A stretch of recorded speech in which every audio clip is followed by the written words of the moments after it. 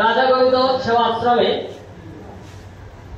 তারেক রহমানের 31 দফা বাস্তবায়ন ছিল যে কলুষময় পরিস্থিতিটা যে অরাজনৈতিক পরিবেশের মধ্যে আমাদের সমাজ সেটা হয়তো সেই ভুলের সঙ্গে বাস করছে। আজকের আমাদের প্রধান অতিথি রয়েছে। প্রিয় ভাইরা, আমরা গত 17টি বছর কেমন ছিলাম আমরা জানি। আমরা তাদেরকে নিয়ে কথা বলতে চাই না, কারণ অতীত নিয়ে বেশি টানাটানি করলে আমাদেরকেও তো অতীতে ফেরত যেতে হয়, সামনের দিকে আগাতে হবে, উন্নত বিশ্বের দিকে আমাদেরকেও কাঁধে কাঁধ মিলিয়ে বাংলাদেশে একটি উন্নত দেশ হিসাবে প্রতিষ্ঠা করতে হবে। সুতরাং আমাদেরকে ঐক্যবদ্ধ হতে হবে। এদেশের 18 কোটি লোকের হাতেই বাংলাদেশ বিনির্মাণ হবে। আপনারা দেখেছেন গত 5ই আগস্টের পরে বাংলাদেশের রাজনীতি নিয়ে বাংলাদেশের রাজনীতি অস্থিতিশীল করার জন্য অনেক ষড়যন্ত্র হয়েছে।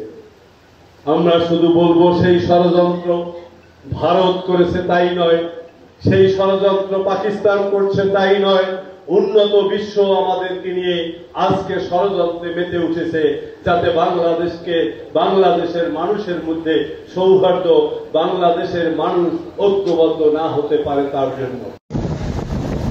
বিগত সরকারের দোসরেরা এখনো আমাদের মধ্যে অবস্থান করতেছে। তারা এই দেশে শান্তি শৃঙ্খলা বিনষ্ট করার জন্য, দেশে একটি অস্থিতির রাজনৈতিক পরিস্থিতি সৃষ্টি করার জন্য সর্বাত্মক চেষ্টা চালিয়ে যাচ্ছে। রাজনীতি প্রচলন করে গিয়েছেন। আর আমাদের সকলের বন্ধু বঙ্গবন্ধু, সে এই দেশে প্রথম দিন থেকে ভোট কাটার পরিকল্পনা বাস্তবায়ন করে গিয়েছেন। আপনারা সবাই শিওর? বঙ্গবন্ধু যখন প্রথম নির্বাচন দিয়েছে 99% ভোট কাউন্ট হয়েছে কেমনে? তখন রাস্তাঘাট ছিল না, চার হাক্কা ছিল না, নৌকায় যাতায়াত করা যায় নাই, গামছা বিনতে এই জায়গায় ওদায় যাইতে হয়েছে। তখন কেমন দ্বারা 99% ভোট কাউন্ট হয়েছে?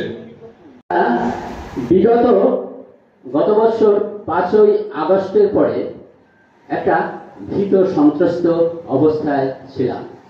এমনকি আমাকে পর্যন্ত সেই রাত্র জাগরণ করে পাহারা দিতে হচ্ছে।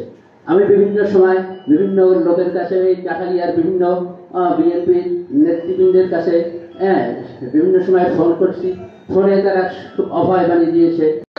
5ই আগস্ট বাংলাদেশের ইতিহাসে যে একটা প্রেক্ষাপট সৃষ্টি হয়েছিল, এটা আমরা সবাই জানি, সবাই দেখেছি। 5 তারিখের পর বাংলাদেশের এই যে অবস্থাটা, যে পরিস্থিতিতে নিয়ে গেছিল, আমরা সবাই, বিশেষ করে হিন্দু সম্প্রদায়, আমরা সবাই আতঙ্কিত হয়ে গেছিলাম। আমরা টিভির পর্দা দেখেছি হাজার হাজার লোক হিন্দু বাড়িঘর ছেড়ে, স্ত্রী পরিজন সবার মায়া ত্যাগ করে এক বস্তে প্রাণ দিয়ে বাঁচার জন্য ভারতে যাওয়ার জন্য সেই বর্ডারে গিয়ে উপস্থিত হয়েছে।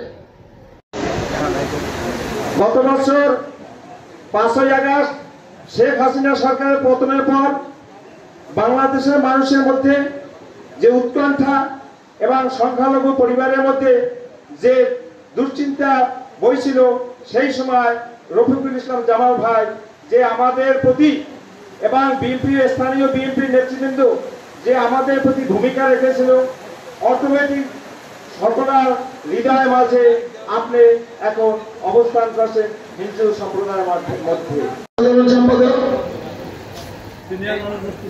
যারা আছে